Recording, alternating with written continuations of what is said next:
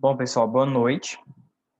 Na aula de Boa noite. hoje, na aula de hoje, nós iremos discutir sobre o artigo Logística Reversa no Brasil, Avanços e Perspectivas, entrevista com o professor Paulo Roberto Leite. Mas quem é esse cara, né? Quem é esse professor? A gente vai discutir um pouco sobre ele também, né? Vai falar um pouco sobre ele, sobre a pesquisa dele, sobre o que ele pesquisa, e vamos falar também sobre a logística reversa aqui no Brasil, né?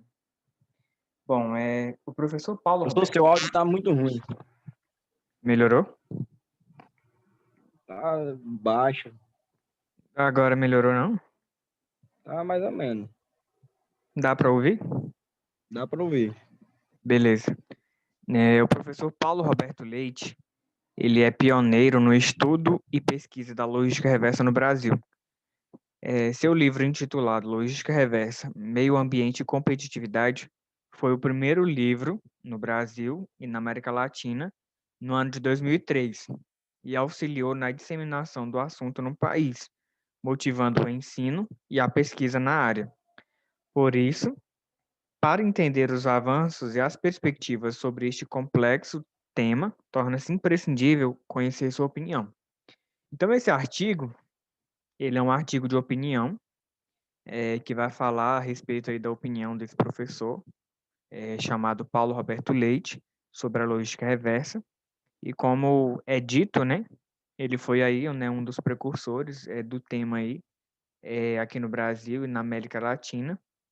E aí, a partir de então, foi motivo aí para pesquisas e até mesmo um investimento em disciplinas na área de logística reversa.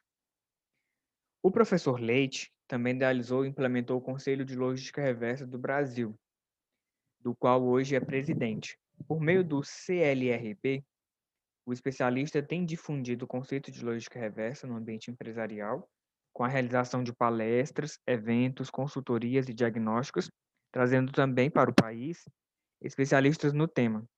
Então, aqui, é, ele foi um idealizador, né, dessa ideia de lógica reversa. E o que que ele fez, né? Ele criou um conselho de lógica reversa aqui no nosso país. E ele é presidente desse país e vem disseminando aí, difundindo esse conceito, né, por meio de palestras, eventos, consultorias, diagnósticos, entre outras maneiras.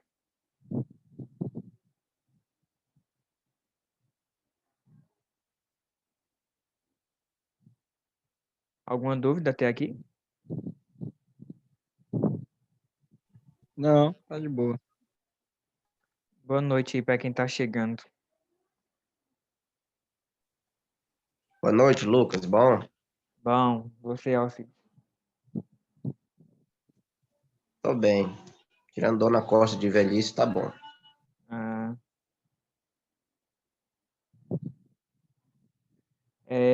bom, para o professor Leite, a Política Nacional de Resíduos Sólidos, conhecida também como PNRS, sancionada em 2010, como nós vimos aí em uma aula anterior, contribuiu significativamente para as discussões sobre a logística reversa de produtos já consumidos.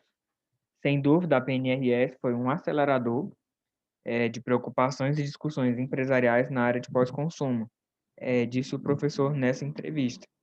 Então, assim, como a gente discutiu aí na aula que nós falamos sobre essa política, a gente viu o quê, né? Que essa política ela foi um marco regulatório aí da questão dos resíduos sólidos no país. E a partir de então tem sido discutido cada vez mais o impacto, né, desses resíduos pós-consumo na vida cotidiana das pessoas, no cotidiano das empresas também, né? Com relação à qualidade ambiental, à saúde pública, entre outros aspectos. Continuando. Nesse sentido, Leite também destaca os segmentos que apresentam os maiores desafios na implementação da lógica reversa de pós-consumo, com base no princípio da responsabilidade compartilhada. Que é o que, pessoal, essa responsabilidade? Alguém? Alguém fala aí? Repete aí. Responsabilidade compartilhada. O que é? todos são responsáveis por dar um destino final àquilo que gerou como os lixos. Isso, justamente. Todos nós, né, que fazemos parte de uma cadeia de suprimentos, desde o fornecedor lá, né, quando começa a cadeia até chegar no consumidor, nós temos responsabilidade com esse resíduo. E nós temos o dever aí, né, e a legislação traz isso também, a obrigação, né, de nos responsabilizar por esse resíduo, né, de dar um destino para esse resíduo, seja a reciclagem, a remanufatura, o reaproveitamento, ou até mesmo o destino final, mas que seja ambientalmente adequado.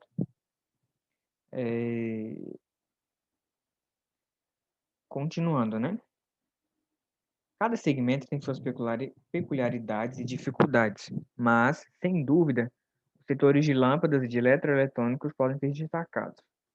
Por quê, hein, pessoal? Por que vocês acham que esses dois setores merecem maior destaque? Hein? Hein, pessoal? Por que vocês acham, hein, que os setores de lâmpadas e eletroeletrônicos eles merecem maior destaque com relação à logística reversa? Por causa do vidro? Por causa de quê? Do vidro? Do vidro? Também, Do Eu impacto vejo que isso assim causa na que natureza. mas não é só isso, não. É mais pela questão do impacto que esses produtos têm, né? No ambiente. Por exemplo, sem aí. falar dos componentes que ele ainda pode ser reaproveitado, eletrônico, É, lâmpada hoje é tudo eletrônico, como os LED, não são mais é, igual antigamente. mas aí, por exemplo, as lâmpadas, elas não podem ser reutilizadas, né? Essas lâmpadas aí que você falou, por exemplo, elas não podem ser reutilizadas. Então, assim, dependendo do tipo de produto, tem que dar o destino ambientalmente adequado. E, assim, no caso de eletroeletrônicos, merece destaque porque são coisas, assim, que a gente troca constantemente. Por exemplo, se a gente, sei lá, por algum motivo o celular estragou, o que que a gente vai fazer, né? Às vezes a gente não vê nem a possibilidade de fazer uma reciclagem disso. Quando eu falo reciclagem, eu digo com relação a levar esse aparelho, né, para o conserto, para ver se tem jeito, se não tem.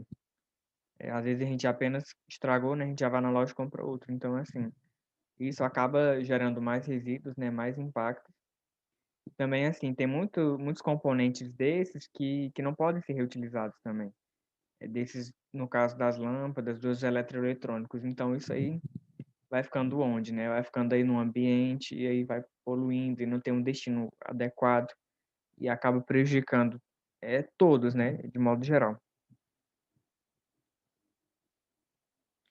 Apesar de o Brasil ter apresentado avanços no decorrer dos últimos anos, ainda existem muitos desafios a serem superados, mas também há perspectivas de evolução. Conforme entrevistado, temos chance de ter uma economia reversa de grande proporção nos diversos setores empresariais, gerando oportunidades de negócios interessantes. Então, aqui a gente vê o quê? A gente vê a lógica reversa como uma oportunidade interessante de negócio. Vocês lembram lá quando a gente falou sobre logística reversa e logística verde? A logística reversa, ela está preocupada com o quê, né? Ela está preocupada com a competitividade. O que é a competitividade, né? Estar à frente do seu concorrente. Ter alguma vantagem, né, com relação ao seu concorrente. E a logística reversa, ela busca isso, né? Já a logística verde, ela tem aspectos da logística reversa também, só que ela tem uma preocupação maior com os impactos que esses resíduos vão ter, né, na vida aí das pessoas e na natureza. Alguém lê aí essa parte, por favor?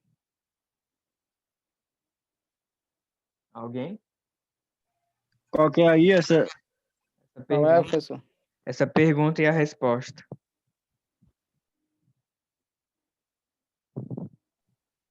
Espera aí, só um pouquinho. Pessoal, isso aqui é uma entrevista, tá?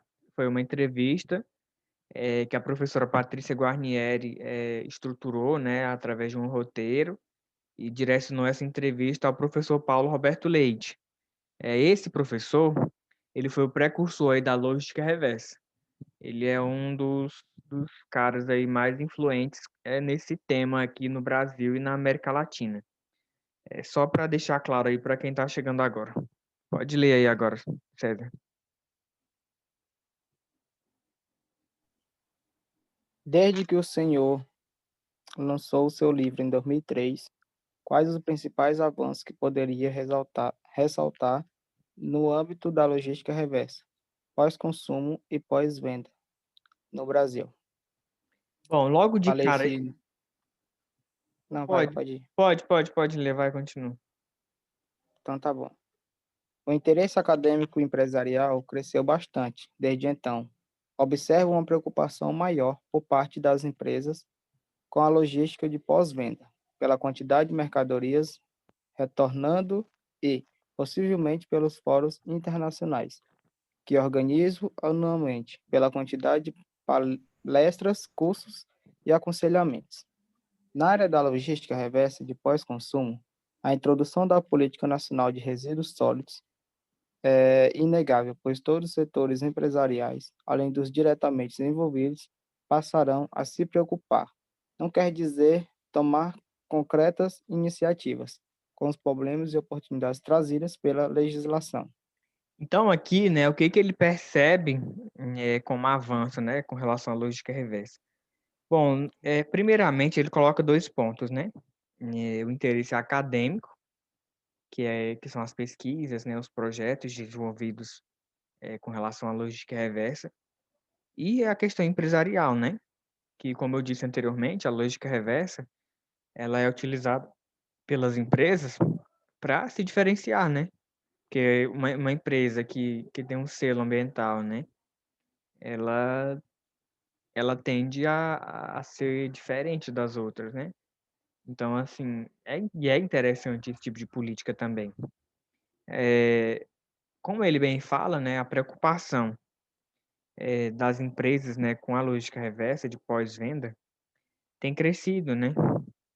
E ele dá isso, ele fala que isso aconteceu, né? Por quê, né? Ele aconteceu possivelmente por causa dos fóruns, né, que ele organiza, pelas palestras, cursos e aconselhamentos. Então, assim, a logística pós-consumo, ele coloca aí a Política Nacional de Resíduos Sólidos como um fator muito importante, né? Por quê, né? Porque todos os setores empresariais, além dos diretamente envolvidos, passaram a se preocupar, não quer dizer tomar concretas iniciativas com os problemas e oportunidades trazidos pela legislação, mas já é um começo, né? Eles passaram a se preocupar, mas isso não quer dizer que tenham ações concretas. Continuando. Em sua opinião, quais os principais fatores motivadores da implementação da logística reversa, pós-consumo e pós-venda? Excesso de produtos retornados não consumidos, principalmente na área de eletroeletrônicos, exigindo a atenção das empresas. Sem dúvida, a PNRS foi um acelerador de preocupações e discussões empresariais na área de pós-consumo. Então, aqui, ele coloca o quê, né? Excesso de produtos, né? Como aí fatores que motivaram a implementação da lógica reversa. Ele colocou aí o excesso de produtos retornados, não consumidos, que isso aqui é o quê, né? A gente está falando de quê? Pós-venda ou pós-consumo? Hein, pessoal? Quando eu falo em excesso de produtos retornados, Pós-venda. isso, muito bem. Principalmente na área de eletroeletrônicos, né? Que aí exige mais atenção das empresas. Por exemplo, eu já trabalhei na área de estoque de uma empresa e o que acontecia? Esses eletroeletrônicos, por exemplo, lá tinham muitos que nem funcionava mais, mas estava lá parado no estoque da empresa, sabe? E assim, não tinha. Eu cheguei e já tinha aquilo, né? E assim, aí a Era um empresa. custo já, custo logístico, E de aí estoque. e aí tem que devolver esse produto, e aí nunca que a empresa vinha buscar, então era meio complicado. Então, e assim, acaba que ficava lá esse produto, né, parado, sendo que ele poderia estar sendo reaproveitado em um processo produtivo, e não estava tendo essa utilidade. E aqui, com relação ao pós-consumo, ele coloca a Política Nacional de Resíduos Sólidos, né? Ele coloca a PNRS como um inibidor, né, de preocupações e discussões com relação à logística reversa. Quem lê aí para mim essa pergunta, por favor, e a resposta dele?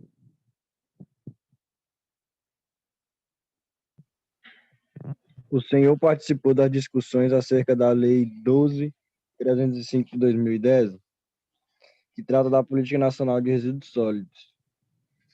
Que sigla é essa aí? Política PNRS. Nacional. É a mesma coisa, eu acabei de ler, né? PNRS. Alguém o consultou acerca do tema? Infelizmente, as discussões foram concentradas entre o governo e as associações dos setores envolvidos. Não tenho conhecimento da participação de especialistas. Acredito que esse fato, ou seja, a baixa contribuição solicitada aos especialistas da área, deve ter atrasado os programas. Então, aqui, pessoal, ele é feito um questionamento sobre a participação dele, né? Durante aí o processo que elaborou a Política Nacional de Resíduos Sólidos. Então, ele fala o quê? Ele fala que as discussões acerca desse processo, elas foram concentradas em quem, né? Governo e as associações dos setores envolvidos, né? Assim, ele fala que não teve conhecimento da participação de especialistas, né? De outros especialistas que não estavam dentro desses setores, para contribuir com a política. E ele coloca isso também, né, essa baixa participação de especialistas da área, inclusive mesmo até ele, como um atraso, né, para os programas aí da política. Em sua opinião, quais são os principais desafios em termos da obrigatoriedade da implementação da logística reversa estabelecida pela PNRS? Recentemente escrevi um artigo e participei de um evento na Câmara Federal promovido pelo deputado Arnaldo Jardim, em que expus minhas considerações sobre esses desafios. Embora a natureza destes seja bastante variada, resumidamente, conflito de interesses dos envolvidos. Duas categorias de conflito podem ser lembradas: entre empresas produtoras originais e empresas de reaproveitamento de resíduos sólidos, e entre os elos das cadeias diretas. 2. Divulgação da PNRS. A observação permite identificar a falta absoluta de notícias e informações na mídia em geral acerca da PNRS, valendo para o público interessado e para o público em geral, que terá que entender acordos comerciais eventuais. Então, aqui ele coloca como desafio a questão da divulgação, né? Ele coloca que existe falta de notícias e informações sobre a PNRS. Então, isso aí é um ponto bastante negativo. Desafios dos transportes. Como característica, os produtores de pós-consumo apresentam um valor agregado e relação peso-volume baixos, exigindo modais de baixo custo. Reaproveitamento dos produtos e materiais retornados. O Parque Industrial das Cadeias Reversas de Reaproveitamento de Produtos usados no Brasil caracteriza-se pela sua dispersão geográfica e por ser constituído por micro ou pequenas empresas, com intensivo uso de mão de obra e baixa tecnologia, redundando em produtividade também baixa. Custos. Os custos operacionais de coleta, transporte e manuseio são, por natureza, altos quando comparados com a logística direta. Mercado para os produtos reaproveitados. É o mais importante desafio, pois é este que movimenta as cadeias de suprimentos. A necessidade de geração de normas de garantias de qualidade adaptadas aos produtos reaproveitados de forma a vencer preconceitos empresariais e do cidadão para com esses produtos. Alguma dúvida? Não? Alguém lê aqui, por favor.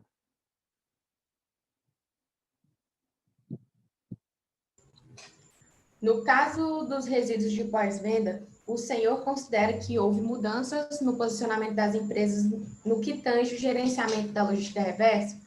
Conforme citou em seu livro, infelizmente a logística reversa não era vista como prioridade pelas empresas.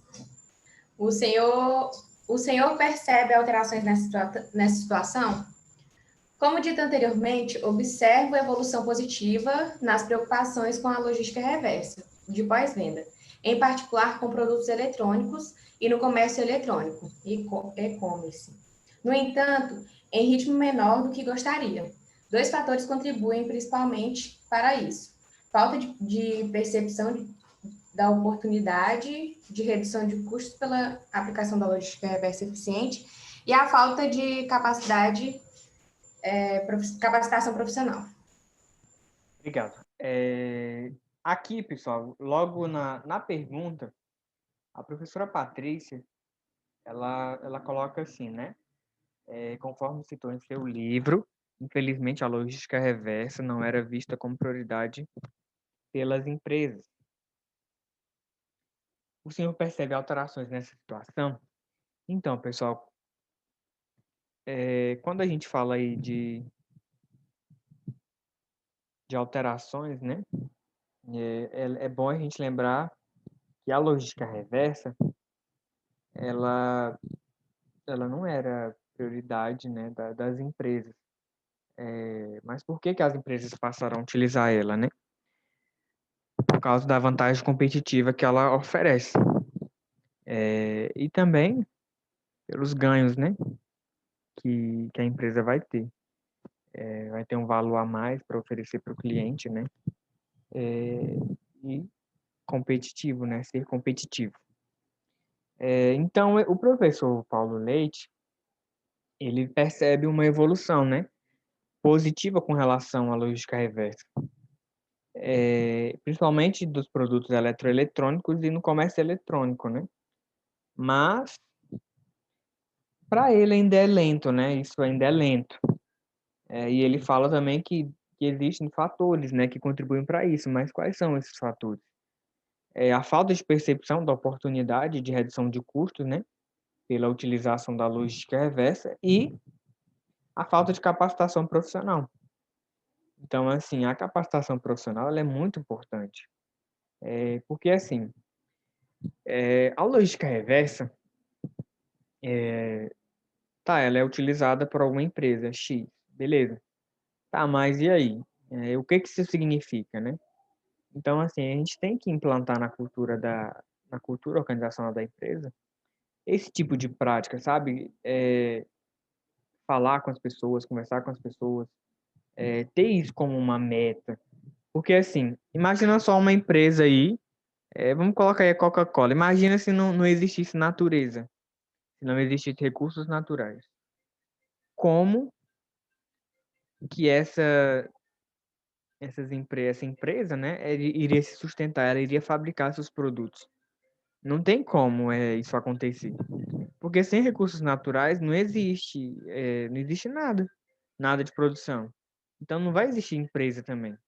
Então é uma relação de dependência, sabe? A empresa depende dos recursos naturais. Só que, assim, as empresas também, elas têm que fazer por onde, né? Elas têm que buscar meios de reduzir os impactos, né? Meios de tentar retirar menos recursos da natureza.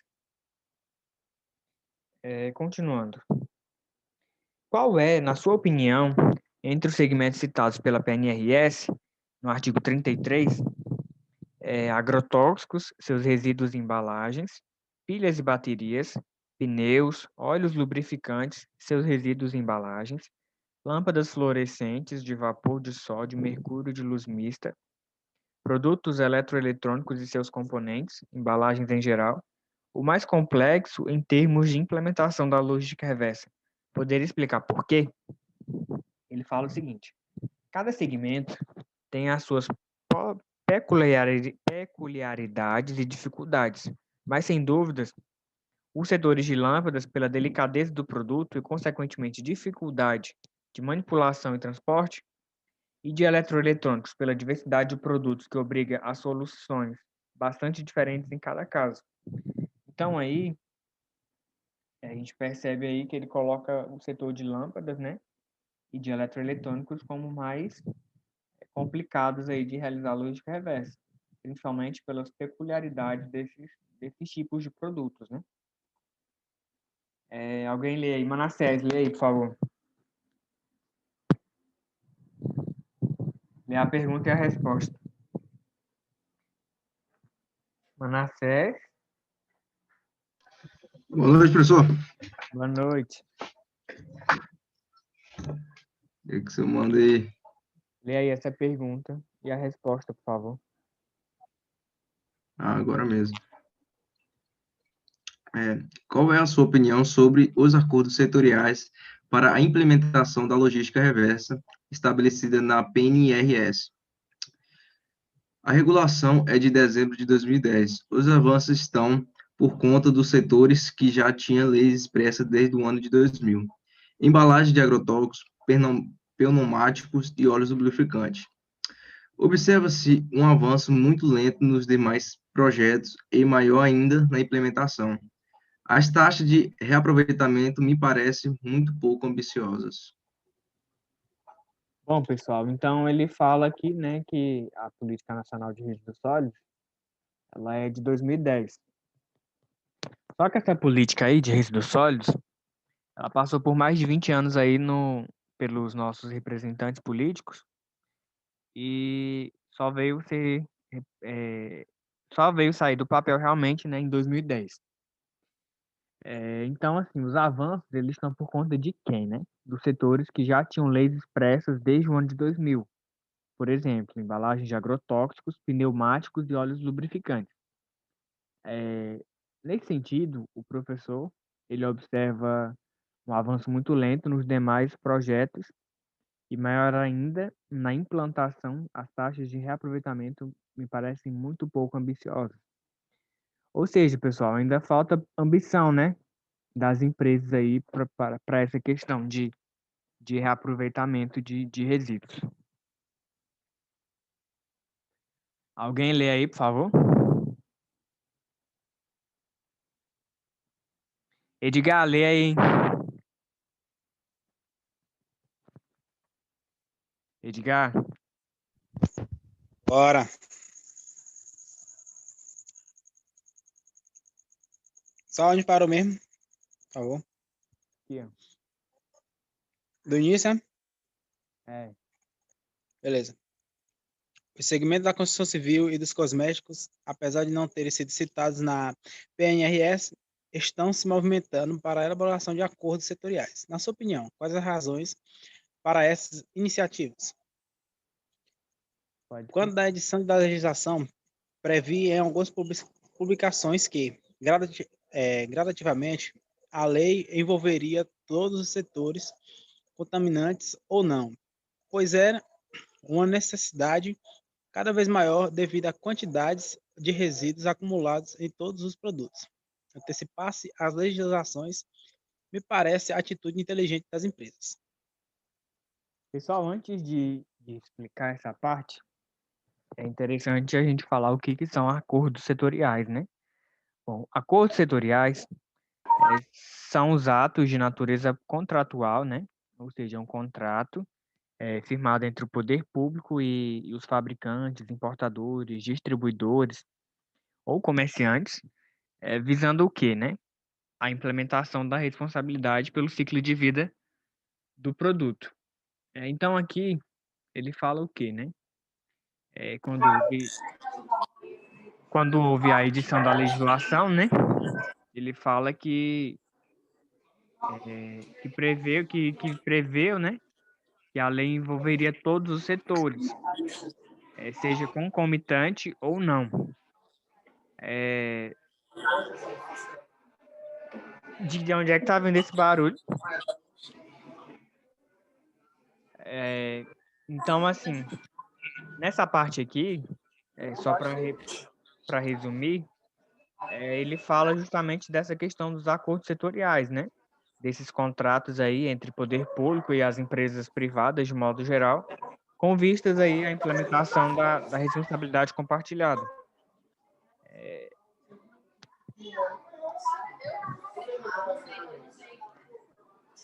De quem é esse som que está saindo?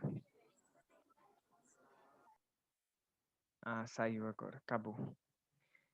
Alguém lê aí, por favor.